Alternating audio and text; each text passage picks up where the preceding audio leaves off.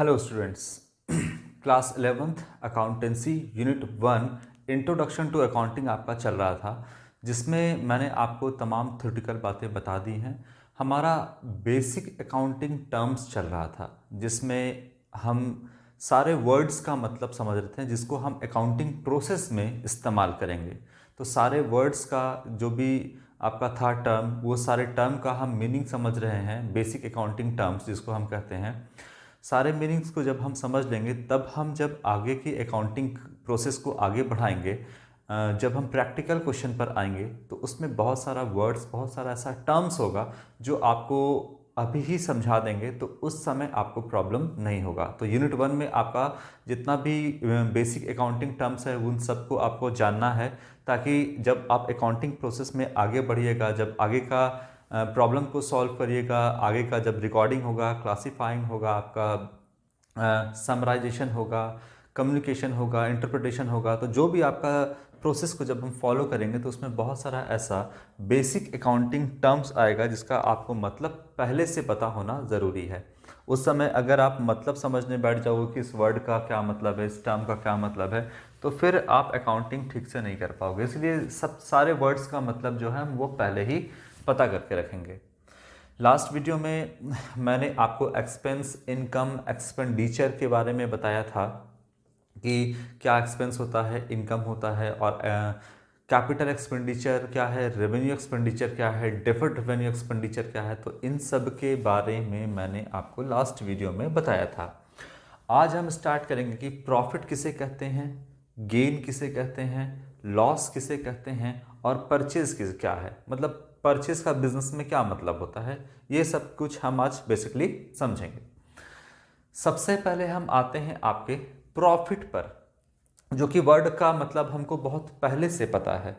Access of income over expenditure, यानी जो भी आपका इनकम अगर ज़्यादा है और आपका एक्सपेंडिचर कम है, या एक्सपेंस आपका यहाँ पर कम है, तो आपका हो रहा है प्रॉफिट। साल भर हम ट्रेडिंग एक्टिविटी करते हैं। ट्रेडिंग एक्टिविटी मतलब हम सामान को खरीदते हैं, सामान को बेचते हैं, या फिर हम सामान को बनाते हैं और फिर हम उसे बेचते हैं। तो हमारा जितना एक्सपेंस होता है सामान को बनाने में, तो जाहिर सी बात है उससे ज़्यादा पर आप बेचोगे। तो आपको मान लो सामान को बनाने में 50,000 रुपये खर्च हुआ और आपने उसको बेचा 60,000 रुपये में, तो रेवेन्यू जो जनरेट हुआ है वो 60,000 का है, और उस गुड्स के पीछे, उसके मैन्युफैक्चरिंग के पीछे, उसको बनाने के पीछे आपने 50,000 रुपये खर्च किया है। तो उसी बीच के डिफरेंस को हम क्या बोलते हैं, प्रॉफिट बोलते हैं, या कभी कभी हम उसको इनकम भी आपका वही है, प्रॉफिट भी आपका वही है, तो इसको हम प्रॉफिट बोलते हैं। तो साल भर जो हम अकाउंटिंग करते हैं या साल भर जो हम बिजनेस करते हैं, तो साल भर जब हम बिजनेस किए उसकी अकाउंटिंग का जो रिजल्ट है वो साल के अंत में आता है आपका, यानी क्या बिजनेस का प्रॉफिट हुआ, क्या बिजनेस का लॉस हुआ, ये हमें पता चलता है। तो साल भर हमने कितना सामान मैन्युफैक्चरिंग किया, कितना सामान को बेचने के लिए उसके पीछे हमने कॉस्ट को एक्सपेंस किया, कॉस्ट कितना लागत हुआ हमको, और कितना हम उसको मार्केट में बेचे, उन दोनों का जो डिफरेंस है वही हमारा प्रॉफिट है। आप सामान को बना रहे हो तो कितनी लागत हुई सामान की, 50,000 रुपये लागत है, और आप जो है सामान को बेच रहे हो मार्केट में 60,000 रुपये में, तो 10,000 का जो डिफरेंस है वही प्रॉफिट है। तो इस तरीके से जो हम साल भर एक बिजनेस करते हैं, तो पूरे एक अकाउंटिंग पीरियड में 1 अप्रैल से 31 मार्च तक हम देखेंगे कि टोटल हमने एक्सपेंस कितना किया और टोटल हमारा रेवेन्यू कितना है। तो अगर रेवेन्यू ज़्यादा है, एक्सपेंस कम है, तो हमारा बीच का डिफरेंस प्रॉफिट कहलाता है। ठीक है, एक बार हम इसको यहाँ से समझते हैं। It is the excess of total revenue over total expense of a business. तो टोटल रेवेन्यू जितना आप सामान को सेल किए, मान लीजिए उसमें कॉस्ट भी है और प्रॉफिट भी है, तो टोटल रेवेन्यू कितना हो गया यहाँ पर 60,000 रुपये मान लो, over total expense of a business, और टोटल एक्सपेंस जो है मान लो वो 50,000 रुपये है।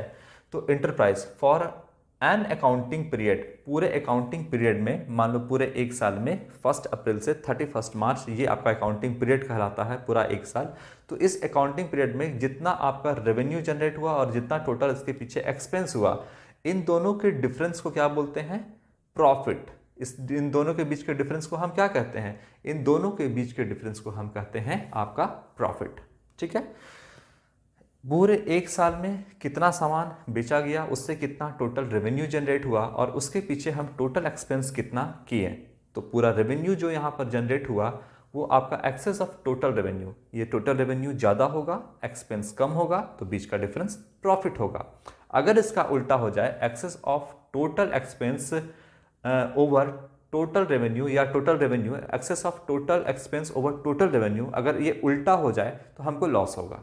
ठीक है, लेकिन यहाँ पर प्रॉफिट के लिए आपको रेवेन्यू ज़्यादा होना चाहिए और एक्सपेंस कम होना चाहिए, तो बीच का डिफरेंस आपका प्रॉफिट होगा। क्लियर है बात यहाँ पे।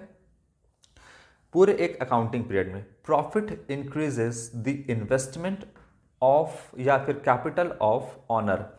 बिजनेसमैन जो बिजनेस में पैसा लगाता है उसे हम, या जो कैपिटल जो पैसा इन्वेस्ट करता है उसे हम बोलते हैं कैपिटल। क्या बोलते हैं? कैपिटल बोलते हैं। और profit is a source of additional capital. ऐसा नहीं है कि बिजनेसमैन हर बार बिजनेस में कैपिटल इन्वेस्ट करेगा, बार बार पैसे लगाएगा, नहीं।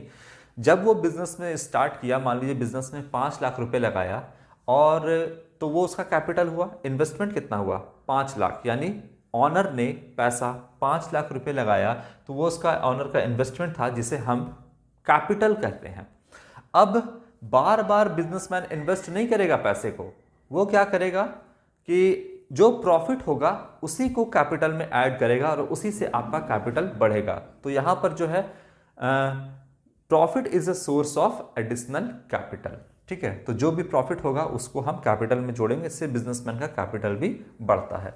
तो यहाँ पर प्रॉफिट का मतलब आपको समझ में आया, excess of total revenue over total expense, ये कहलाएगा आपका प्रॉफिट।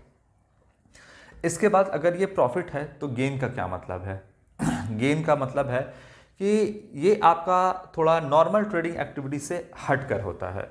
जैसे आप बिजनेस में एसेट परचेज करते हो और एसेट परचेज करते हो तो आप उससे प्रॉफिट कमाते हो। बिजनेस में जो आप एसेट परचेज करते हो उसका आप इस्तेमाल बिजनेस में करते हो और उसकी मदद से आप प्रॉफिट कमाते हो। लेकिन कभी आपका मकसद उस एसेट को बेचना नहीं है, लेकिन सपोज कभी आपने को उस एसेट को बेचने का ज़रूरत पड़ गया, आपने उस एसेट को बेचा, तो मकसद तो बेचने का नहीं था लेकिन फिर भी बेचा, तो 10 लाख के एसेट को आपने मान लो 12 लाख में बेच दिया, तो यहाँ पर 2 लाख रुपए का प्रॉफिट हुआ। उसी प्रॉफिट को हम यहाँ पर प्रॉफिट ना बोल के बोलते हैं गेन, क्योंकि ये नॉर्मल ट्रेडिंग एक्टिविटी से हटकर है। आपका जो फिक्स एसेट बिजनेस में है उसका मकसद आपको बेचना नहीं है, मतलब उसको खरीदना बेचना नहीं है। अगर खरीदना बेचना ही मकसद रहेगा तो वो गुड्स कहलाएगा आपका। तो जो भी एसेट आपने परचेज किया है उसका मकसद है बिजनेस चलाना, प्रॉफिट कमाना। लेकिन कभी आप अगर उस फिक्स एसेट को बेचते हो और उससे अगर आपका कोई इनकम होता है, कोई बेनिफिट होता है, तो उसी बेनिफिट को हम यहाँ पे गेन कहेंगे। क्लियर है बात? इसके बाद और क्या होता है? गेन किसे बोलते हैं? जो इंसिडेंटल होता है, जो कभी कभार होता है। आप एसेट को हर बार नहीं बेचोगे, लेकिन कभी बेचोगे तो उससे आपका फायदा होगा, जिसको गेन कहेंगे। दूसरा हो गया आपका, अगर आपके ऊपर कोई कोर्ट केस चल रहा है, जीतने पर आपको 50,000 रुपये मिलेगा, तो वो भी इंसिडेंटल है। हर बार आपके ऊपर कोर्ट केस नहीं होगा, हर बार आप कोर्ट केस जीतोगे नहीं और हर बार आपको कोई बेनिफिट नहीं होगा। ये आपका नॉर्मल एक्टिविटीज़ नहीं है, तो ये इंसिडेंटल है, मतलब आकस्मिक है, कभी कभार होने वाला एक्टिविटी है। तो इससे जो हमको फ़ायदा होगा वो कहलाएगा गेन। क्लियर है बात? तो नॉर्मल ट्रेडिंग एक्टिविटी जो चल रहा है, आप सामान को खरीद रहे हैं, सामान को बेच रहे हैं, या सामान को मैन्युफैक्चर कर रहे हैं, सामान को बेच रहे हैं, तो excess of total revenue over total expense आपका प्रॉफिट कहलाएगा। लेकिन ये होता है आपका इंसिडेंटल, आकस्मिक, जो कभी कभार होता है, और उससे जो बेनिफिट होगा उसे हम यहाँ पर प्रॉफिट ना कह के गेन कहते हैं। एक बार हम इसको रीड कर लेते हैं, पढ़ लेते हैं। It is a monetary benefit, बिल्कुल मॉनेटरी बेनिफिट होना चाहिए, मनी के टर्म में बेनिफिट होना चाहिए। It is a monetary benefit, profit और advantage resulting from transactions which are incidental to business. तो इंसिडेंटल का मतलब यहाँ पे आकस्मिक हो गया, कभी कभार होने वाला हो गया। उससे अगर कोई बेनिफिट होगा, कोई प्रॉफिट होगा, कोई एडवांटेज होगा, तो उसे हम कहेंगे यहाँ पर गेन। आगे लिखता है such as sale of fixed asset. अगर आपने फिक्स एसेट को सेल कर दिया है, जैसे आपने मशीनरी को सेल कर दिया है, आपने प्लांट को सेल कर दिया है, आपने मोटर व्हीकल को सेल कर दिया है, आपने फर्नीचर को सेल कर दिया है, तो उससे आपने बिल्डिंग को सेल कर दिया है, तो ये सारा आपका फिक्स एसेट है। और इसको बेचने से अगर आपको कोई बेनिफिट होगा तो उसी बेनिफिट को, उसी प्रॉफिट को, उसी एडवांटेज को हम यहाँ पर गेन कहेंगे। सिंपल सी बात है, ठीक है। तो फिक्स एसेट का मकसद आपका बेचना नहीं था, इसीलिए ये क्या है, इंसिडेंटल है, आकस्मिक है। आपने इसको बेचा और बेचने से जो मॉनेटरी बेनिफिट हुआ या प्रॉफिट हुआ या एडवांटेज हुआ उसे हम गेन कहेंगे। विनिंग अ कोर्ट केस, आपके ऊपर कोई कोर्ट केस चल रहा है और उसको जीतने पर अगर आपको कोई बेनिफिट होता है, मॉनेटरी बेनिफिट होता है, तो उसे भी हम यहाँ पर गेन कहेंगे। और appreciation in the value of an asset, अगर कोई एप्रिसिएशन होता है, एसेट का वैल्यू बढ़ता है, तो उससे भी जो बेनिफिट होता है उसको हम यहाँ पर गेन कहेंगे। तो दोनों में बेसिक डिफरेंस यही है आपका।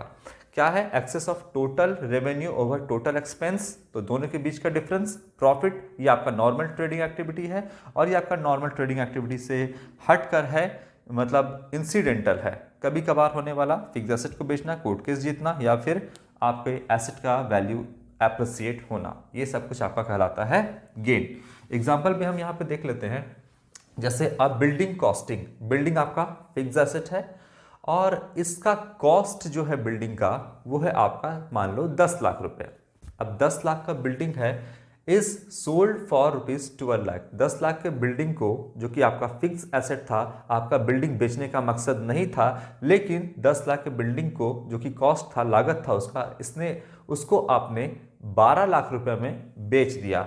तो 2 लाख रुपए का यहां पर will be the gain on sale of building. तो यहां पर 2 लाख रुपए का क्या हुआ, यहां पर गेन हुआ, ना कि प्रॉफिट हुआ। उसी प्रॉफिट को हम क्या बोलेंगे, यहाँ पे गेन इस्तेमाल करेंगे, क्योंकि ये इंसिडेंटल है, आकस्मिक है। हर बार आप बिल्डिंग को बेचना आपका नॉर्मल ट्रेडिंग एक्टिविटी नहीं है। हर बार आप बिल्डिंग को, प्लांट को, फर्नीचर को नहीं बेचते हो। क्लियर है यहाँ पर। अब इसके बाद हम आते हैं आपका लॉस पे, कि लॉस हम किसे कहते हैं। लॉस वर्ड जो है आपके लिए कोई नया वर्ड नहीं है, आप बचपन से सुनते आ रहे हो कि भाई प्रॉफिट क्या है, गेन भी सुनते आ रहे हो, लॉस भी। लेकिन बेसिक सा एक डिफरेंस होता है जो बिजनेस में हमको जानना होता है, इस डिफरेंस को बस हम समझेंगे। तो लॉस आप हमेशा से समझते आ रहे हो कि लॉस क्या होता है, घाटा हो गया, हिंदी में से बोलते हैं। लेकिन यहाँ पर लॉस का 2 मतलब निकल रहा है। The term conveys the 2 different meaning. यहाँ पे जो लॉस है वो 2 डिफरेंट मीनिंग को निकल रहा है यहाँ पर। जैसा कि मैंने आपको प्रॉफिट में ही बताया, it is the excess of total revenue over total expense, तो ये कहलाएगा प्रॉफिट। इसी का अगर आप उल्टा कर दीजिएगा तो हो जाएगा लॉस। अगर लॉस की बात करें तो क्या होगा, it is the excess of total expense over total revenue. तो जब आपका बिजनेस में एक्सपेंस ज़्यादा हो जाएगा, खर्च ज़्यादा होगा बिजनेस का, और उसके बदले में कम रेवेन्यू आएगा, आपका इनकम कम हुआ, तो आपका वहाँ पर लॉस का कंडीशन होगा। जैसे अगर हम बात करें कि एक मार्कर ये रख लो, 20 रुपये का मान लो मार्कर है, इसको लागत हमको 20 रुपये लग गया बनाने में, और मार्केट में ये हम इसको 18 रुपये में बेच दिए।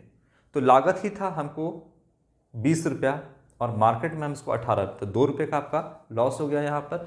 तो यही यहाँ पे कहता है कि 2 डिफरेंट मीनिंग है, excess of total expense over total revenue of an accounting period, ये आपका कहलाएगा लॉस। जैसे एग्जांपल भी देख लेते हैं, if revenues are 2 lakh, revenues आया, इनकम जो हुआ आपका 2 लाख का है, एंड एक्सपेंस आर ₹2,40,000, और जो खर्च है वो आपका हो गया 2,40,000। एक अकाउंटिंग पीरियड में, मतलब 1 अप्रैल से 31 मार्च के बीच में, जो आपका पूरे एक साल में रेवेन्यू जो टोटल जनरेट हुआ है, जो इनकम हुआ है, वो 2 लाख का है, और पूरे एक अकाउंटिंग पीरियड में, पूरे 1 अप्रैल से 31 मार्च तक जो आपका एक्सपेंस हुआ है वो 2,40,000 का है। तो दी लॉस विल बी 40,000। लॉस कितना हो जाएगा आपका, 40,000 का यहाँ पर लॉस होगा, क्योंकि यहाँ पर आपका एक्सपेंस ज़्यादा है और रेवेन्यू कम है। तो ये आपके लॉस का कंडीशन है। तो जब हम trading and profit and loss account बनाएंगे अभी नहीं, जब हम सारा काम कर लेंगे, मतलब जर्नल में रिकॉर्ड कर लेंगे, उसको क्लासीफाई कर लेंगे, ट्रायल बैलेंस बना लेंगे, तो फिर हम ट्रायल बैलेंस की मदद से trading and profit and loss account and balance sheet prepare करेंगे, तो वहाँ पर आपको और अच्छे से ये सारा चीज़ क्लियर हो जाएगा। तो जैसे जैसे धीरे धीरे हम आगे बढ़ेंगे ये सारी चीज़ें आपकी और क्लियर होती जाएंगी। फिलहाल यहाँ पर हम आपको सिर्फ थ्योरेटिकल पार्ट पढ़ा रहे हैं, जब प्रैक्टिकल पर आएंगे तो और चीज़ें आपके क्लियर हो जाएगी। इसके बाद दूसरा क्या मीनिंग होता है लॉस का? एक तो आपका एक्सपेंस ज़्यादा है, रेवेन्यू कम है, लॉस। दूसरा, कभी कभी घर पे आपको बोला जाता था कि जाओ बेटा हाफ लीटर या 1 लीटर दूध लेकर के आओ। आप गए साइकिल से चलाते हुए, कैरियर पे दूध रखे हुए थे, गिर गया दूध का पैकेट, गिर करके फट गया, लॉस हो गया। ये भी तो लॉस है ना। अब क्या करिएगा, दुकान वाले के पास पैकेट ले जाकर के दिखाइए कि सर देखिए भैया गिर गया है, सो हमको दूसरा पैकेट दे दिए, तो क्या वो दे देगा? वो आपका नुकसान है। आपने दूध का पैकेट को संभाल करके घर पे नहीं ले गए, रास्ते में गिर गया, तो क्या करोगे आप? पैकेट ले जाकर के उसको वापस करोगे? जो सामान, जो मटेरियल उसमें था, जो दूध था, वो तो गिर चुका है अब, तो वो आपका लॉस हो गया। तो इसी तरीके से मान लो मोबाइल फ़ोन आप पॉकेट में रखे थे दुर्गा पूजा का टाइम था, आराम से घूम रहे थे पीछे से कोई मोबाइल पॉकेट से निकाल लिया, चोरी हो गया, क्या करोगे? लॉस हो गया, है ना। इसके बाद बहुत सारा ऐसा चीज़ें हैं, चलते चलते चलते चलते आपका मोबाइल फ़ोन गिरा और गिर के पूरा टूट गया, बर्बाद हो गया, लॉस हो गया, है ना। तो बिज़नेस में भी बहुत सारा ऐसा चीज़ होता है जो बस हो जाता है ना, और वो लॉस, जैसे आग लग गया, चोरी हो गया, बिजली गिर गया तो सारा कंप्यूटर सिस्टम का सॉफ्टवेयर ही उड़ गया, तो ये सब कुछ जो है वो भी लॉस की कैटेगरी में आता है। तो ज़रूरी नहीं है कि एक्सपेंस ज़्यादा हो, रेवेन्यू कम है तो ही लॉस हो। कुछ कुछ ऐसा चीज़ भी होता है जो अचानक से हो जाता है और बिजनेस को उससे लॉस होता है। तो देखिए, it refers to some fact और activity against which firm receive no benefit. उससे क्या होता है कि फर्म को, बिजनेस को कोई भी बेनिफिट रिसीव नहीं होता है। For example, loss due to fire. अगर आग लग गया, सामान पड़ा हुआ था हमारा, लाखों का, करोड़ों का सामान पड़ा हुआ है, आग लग गया, अब आग लग के सारा धुआं धुआं हो गया, मतलब सब कुछ जल गया, तो ये भी हमारा लॉस है। इसके बाद अगर बात करें, फायर की वजह से थेफ्ट हो गया, चोरी हो गया, दुकान में सारा सामान पड़ा हुआ था, मोबाइल फ़ोन वगैरह एकदम अच्छे से, सब एप्पल वगैरह का लाखों रुपए का मोबाइल रखे हुए थे, चोर आया पूरा समेट करके ले गया, लॉस हो गया। तो ये भी लॉस है आपका बिजनेस का। एक्सीडेंट हो गया आपका। एक्सीडेंट कैसे हो गया भाई? जा रहा था, हमारा लाखों का सामान ट्रक पे लदा था, ट्रक हो गया एक्सीडेंट, सारा सामान जितना भी गुड्स था सबका सब बर्बाद हो गया, जल गया, खाक हो गया, ये भी बिजनेस का लॉस है। अभी थोड़ा सा इग्नोर करना, जो इंश्योरेंस है उसका टॉपिक भी हम आपको बताएंगे कि इंश्योरेंस कंपनी से भी आप क्लेम कर सकते हो, लॉस का रिकवर कर सकते हो, कंपनसेशन देती है इंश्योरेंस कंपनी भी। लेकिन फिलहाल ये सारा बिजनेस का क्या है? लॉस है। तो लॉस यहाँ पर 2 भागों में इसको कैटेगराइज कर दिए, या 2 डिफरेंट मीनिंग यहाँ पर निकल रहा है, कन्वे कर रहा है। एक आपका हो गया excess of total expense over total revenue, और एक हो गया आपका loss due to fire, theft, accident, ये सब भी आपका बिजनेस का लॉस है। क्लियर है लॉस? इसके बाद हम आते हैं परचेस पे। अच्छा, बिजनेस में अगर हम बोले परचेस, तो परचेस का मतलब होता है गुड्स परचेस। गुड्स का क्या मतलब होता है? गुड्स का मतलब होता है वो वस्तु, वो सामान जो हम खरीदते ही हैं बेचने के लिए, उसे हम गुड्स कहते हैं। वो सारा सामान या वो सारी चीज़ें जो हम बिजनेस में इस्तेमाल करते हैं और जिससे प्रॉफिट कमाते हैं, वो मेरे लिए एसेट है। लेकिन अगर हम सामान खरीदे हैं बेचने के लिए, तो मेरे लिए गुड्स है। फॉर एग्जाम्पल, अगर हम समझे कि हम एक फर्नीचर का व्यापारी है, फर्नीचर डीलर है, हम फर्नीचर का व्यापार करते हैं, मतलब टेबल है, चेयर है, आपका अलमीरा वगैरह है, ये सब कुछ मेरा खरीदना और बेचना काम है। तो अगर हम फर्नीचर परचेज किए तो वो मेरे लिए गुड्स है। अगर मेरा फर्नीचर का व्यापार है, मैं एक फर्नीचर डीलर हैं, मेरा काम है फर्नीचर बेचना और खरीदना और बेचना, तो वो मेरे लिए गुड्स है। जैसे आप मार्केट में जाते होगे फर्नीचर वगैरह परचेज करने के लिए, तो वो फर्नीचर का व्यापार कर रहा है, वो फर्नीचर खरीद रहा है बेचने के लिए, तो उस दुकानदार के लिए वो फर्नीचर गुड्स है। लेकिन अगर मेरी बात करें कि हम एक व्यापारी हैं और हम फर्नीचर परचेज कर रहे हैं बेचने के लिए, गुड्स है मेरे लिए। लेकिन अगर हम फर्नीचर परचेज कर रहे हैं बेचने के लिए नहीं, बल्कि बिजनेस में इस्तेमाल करने के लिए, तो वो मेरे लिए एसेट हो जाएगा। क्लियर है बात? यहाँ पर हम एक क्लोथ कपड़ा व्यापारी है तो कपड़ा खरीदना और बेचना मेरा काम है, तो जो कपड़ा खरीद रहे हैं, कपड़ा बेच रहे हैं, वो मेरे लिए गुड्स है। लेकिन अगर हम एक कपड़ा व्यापारी हैं और हमने फर्नीचर परचेस किया, तो जाहिर सी बात है हम कपड़ा व्यापारी फर्नीचर तो बेच नहीं रहे हैं, तो वो फर्नीचर मेरे लिए एसेट है। मैंने कंप्यूटर परचेस किया, मेरे लिए एसेट है। मैंने फर्नीचर परचेस किया, फर्नीचर परचेस किया, एसेट है। कंप्यूटर परचेस किया, एसेट है। तो जो चीज़ भी हम बिजनेस को इस्तेमाल करेंगे, उसको चलाएंगे, प्रॉफिट कमाएंगे, तो वो मेरे लिए एसेट हो जाएगा। लेकिन कपड़ा व्यापारी अगर कपड़ा खरीदता है तो उसके लिए गुड्स है, लेकिन कपड़ा के अलावा फर्नीचर खरीद लेता है, कंप्यूटर खरीदता है, तो वो उसके लिए एसेट होगा। क्लियर है बात? अब यहाँ पर रीड कर लेते हैं। तो अगर हम बात करें कि बिजनेस में हम बात करते हैं परचेज, हमने परचेज किया, तो बिजनेस में हम क्या परचेज किए? हमने बिजनेस में गुड्स परचेज किया। लेकिन अगर हम बोलेंगे कि हम बिजनेस में फर्नीचर परचेज कर रहे हैं, हम एसेट को ही परचेज कर रहे हैं, तो हम एसेट का नाम लेंगे कि हमने मशीनरी परचेज किया, हमने फर्नीचर परचेज किया, हमने कंप्यूटर परचेज किया, हमने बिल्डिंग को खरीदा। तो ये सब हम जब परचेज का वर्ड बोलेंगे तो परचेज का हम एसेट का नाम भी लेंगे। इसका मतलब हम एसेट परचेज किया। लेकिन हम बोलेंगे कि हमने परचेज किया, व्यापार में अगर हम बोलते हैं कि हमने परचेज किया, तो इसका मतलब थोड़ी कि हमने एसेट परचेज किया, हमने गुड्स परचेज किया। बिजनेस में हम क्या परचेज करते हैं? सामान परचेज करते हैं, उसको बेचते हैं, तो मतलब हमने गुड्स परचेज किया है। क्लियर है बात? तो अगर आपको बिजनेस में परचेज का मतलब पूछा जाएगा, तो इसका मतलब है कि वो गुड्स से डील कर रहा है, हमने गुड्स परचेज किया है, ना कि एसेट परचेज किया है। अगर एसेट परचेज करेंगे तो एसेट का साफ साफ नाम लिखा हुआ रहेगा। लेकिन सिर्फ हम परचेज बोलेंगे तो इसका मतलब है कि हम गुड्स की बात कर रहे हैं, हम गुड्स परचेज की बात कर रहे हैं, जिसको हम फर्दर सेल करेंगे। अब एक बार यहां पर हम इसका मीनिंग को देख लेते हैं। The term purchase is used only for the purchase of goods। तो बिजनेस में जो हम टर्म इस्तेमाल करते हैं परचेज का, वो सिर्फ और सिर्फ इस्तेमाल होता है गुड्स के लिए। ठीक है? इन विच द बिजनेस डील, जिसमें बिजनेस डील कर रहा है, जिसका बिजनेस आप कर रहे हो उसका।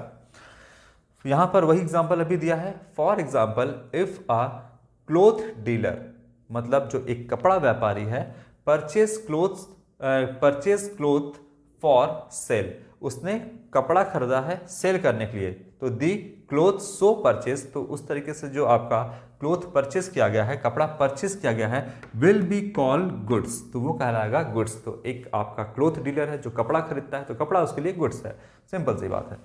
However if the same cloth dealer, वही क्लोथ डीलर जो कपड़ा खरीद रहा है, अब क्या करेगा? Purchase furniture for sitting the customer, customer को बैठेगा कहाँ? कस्टमर आएगा तो जमीन पे, नहीं तो बोलेगा कि जमीन पे बैठ जाइए, तब तो आपकी दुकान में वो आएगा ही नहीं। तो वही सेम आपका क्लोथ डीलर जो है यहाँ पर आपका परचेस कर रहा है फर्नीचर। तो जो फर्नीचर वो परचेस कर रहा है कस्टमर के बैठने के लिए, such furniture will not be termed as goods, तो उस फर्नीचर को हम गुड्स नहीं बोलेंगे, but it will be an asset, तो वो एक आपका एसेट कहलाएगा। ठीक है? क्लोथ डीलर क्लोथ खरीद रहा है, गुड्स है। क्लोथ डीलर फर्नीचर खरीद रहा है, एसेट है। कंप्यूटर खरीद रहा है, एसेट है। बिल्डिंग परचेज कर रहा है, एसेट है। ठीक है? तो क्लोथ डीलर अगर आपका क्लोथ परचेज करेगा, गुड्स हो जाएगा। उसके अलावा फर्नीचर, कंप्यूटर कुछ भी परचेज करे, वो उसके लिए एसेट हो जाएगा। ठीक है? इसी तरीके से आपका देख लोगे कि आप, अगर सवाल रहेगा आपका, तो आप देख लोगे कि कौन व्यापारी है, व्यापार क्या कर रहा है। अगर वो फर्नीचर का डीलर है, फर्नीचर व्यापारी है, तो फर्नीचर बेचना और खरीदना और बेचना उसका काम है, तो वो उसके लिए गुड्स है। लेकिन उसके अलावा जो भी वो परचेस करेगा वो उसके लिए एसेट हो जाएगा। इसी तरीके से आपका अगर हम बात करें कि कोई मशीनरी बेचता है, मशीनरी, प्लांट एंड मशीनरी, जो मशीनरी इस्तेमाल होता है बिजनेस वगैरह में, तो मशीनरी बेचने का काम है उसका, मशीन बेचने का काम है। तो मशीन वो खरीद रहा है तो बेचने के लिए, तो वो उसके लिए गुड्स है। लेकिन मशीन के अलावा अगर वो फर्नीचर खरीदता है या कोई और दूसरा एसेट खरीदता है, तो वो उसके लिए एसेट है, लेकिन मशीन खरीदना उसके लिए गुड्स होगा। ठीक है? तो ये सारा बात है आपका। लेकिन बिजनेस में अगर हम सिर्फ परचेज की बात करें, तो हम परचेज का मतलब गुड्स परचेज की बात कर रहे हैं। क्लियर है यहाँ पर सारी बातें? तो मैंने आपको आज बता दिया प्रॉफिट क्या है, गेन क्या है, लॉस क्या है, और परचेज़ क्या है। इसके बाद हम आपका नेक्स्ट क्लास में डील करेंगे परचेज़ रिटर्न क्या है। वही जो आपका कोई परचेज़ डिफेक्टिव गुड्स हो या समझ में आपको अकॉर्डिंग टू सैम्पल आपका गुड्स ठीक नहीं है तो आप परचेज़ किए हुए गुड्स को रिटर्न भी करते हैं, जिसको हम परचेज़ रिटर्न बोलते हैं। तो ये सारी बातें हम आपको नेक्स्ट वीडियो में बताएंगे। यहाँ तक सारा आपका जो बेसिक अकाउंटिंग टर्म्स है आपको समझ में आ रहा होगा। जैसे जैसे हम चैप्टर में आगे बढ़ेंगे, जैसे जैसे हम अकाउंटिंग प्रोसेस में आगे बढ़ेंगे, तो सारी चीज़ों का मतलब आपको धीरे धीरे समझ में आ जाएगा। प्रैक्टिकल पार्ट पे जब हम जाएंगे तब आपको और अच्छे से टॉपिक क्लियर होता जाएगा, क्योंकि आप प्रैक्टिकली वहाँ पर देखोगे कि क्या किस वर्ड का क्या मतलब और किस तरीके से हम उस वर्ड के साथ डील कर रहे हैं, तब आपको ज़्यादा क्लियर होगा। आज के लिए इतना ही। Thank you very much.